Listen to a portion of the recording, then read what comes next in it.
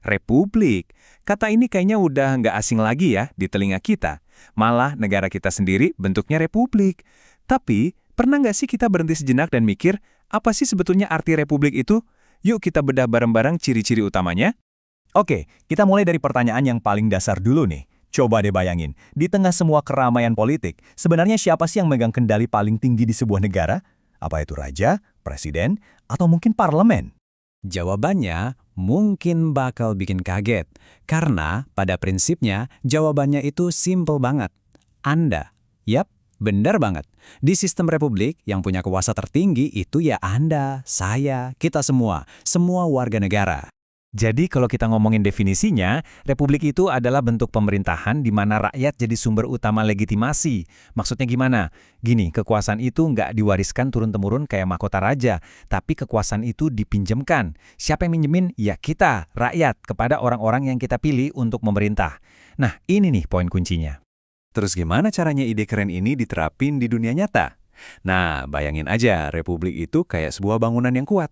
Bangunan ini ditopang sama 4 pilar utama. Yuk, kita lihat satu-satu pilarnya.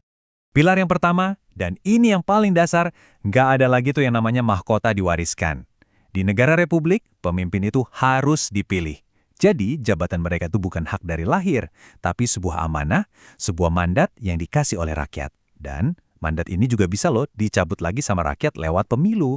Caranya milih pun macam-macam. Ada negara yang warganya langsung datang ke TPS, nyoblos foto calon presidennya. Tapi ada juga sistem lain, di mana kita milih wakil kita di parlemen dulu, nah nanti wakil-wakil rakyat itulah yang akan milih pemimpinnya.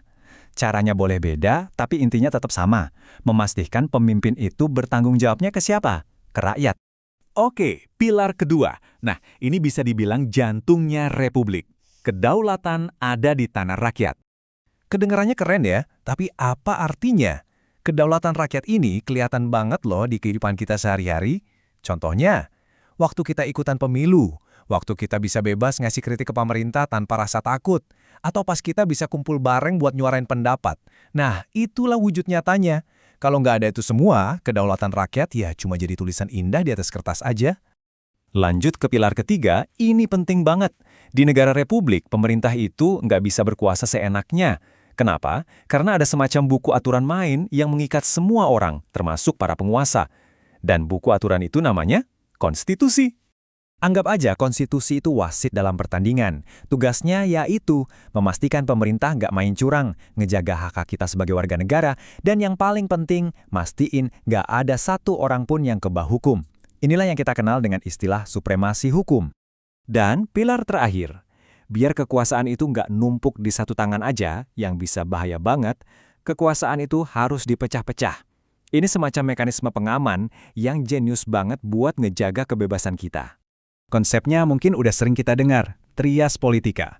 Gampangnya kekuasaan dipecah jadi 3. Ada legislatif, tugasnya bikin aturan main atau undang-undang, terus ada eksekutif yang menjalanin aturan itu, dan terakhir yudikatif, yang jadi wasit buat memastikan semuanya adil dan sesuai aturan. Tapi kuncinya di sini, mereka ini nggak kerja sendirian. Mereka saling awasi. Eksekutif bisa nolak UU dari legislatif bisa mengawasi eksekutif, dan yudikatif bisa batalin kebijakan yang nabrak konstitusi. Sistem saling awas inilah yang disebut checks and balances. Keren kan? Jadi kayak tarian kekuasaan gitu, biar semuanya seimbang. Tentu aja ya, ide sekeren ini nggak muncul dalam semalam, perjalanannya panjang banget, berabad-abad malah. Jejaknya itu bisa kita lihat dari zaman Romawi kuno, yang pertama kali nyoba sistem perwakilan. Lalu, idenya diasah lagi sama para pemikir di zaman pencerahan. Sampai akhirnya, ide ini jadi pemantik revolusi besar di Amerika dan Prancis, yang kemudian melahirkan negara-negara republik modern seperti yang kita tahu sekarang. Oke, tadi kan kita ngomongin teori dan sejarahnya nih. Sekarang, gimana sih bentuk pemerintahan ini di dunia nyata? Lengkap dengan plus-minusnya. Nah, di dunia nyata, republik itu punya 2 sisi mata uang. Di satu sisi, ada gambaran ideal tentang warga negara yang aktif dan semangat ikut serta.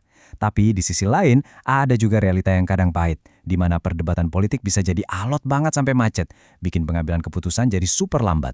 Jadi plusnya jelas ya, pemimpin bisa kita minta pertanggungjawaban, hak-hak kita juga dilindungi hukum. Tapi tantangannya juga nyata banget.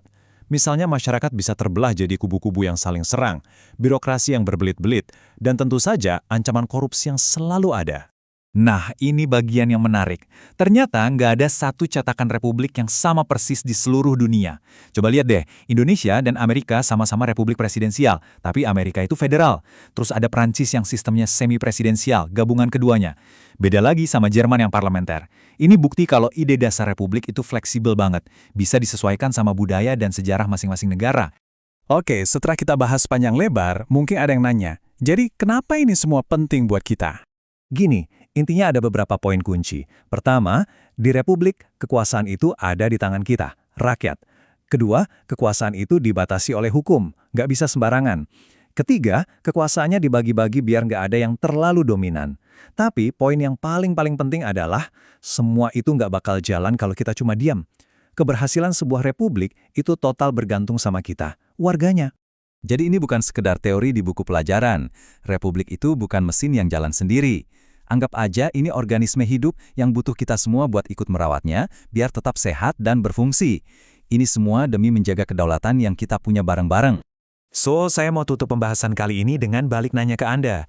Sekarang, setelah kita tahu kalau sumber kekuasaan tertinggi itu ada di tangan kita, pertanyaannya adalah, gimana cara Anda akan menggunakan kekuatan itu? Bagaimana Anda akan berpartisipasi?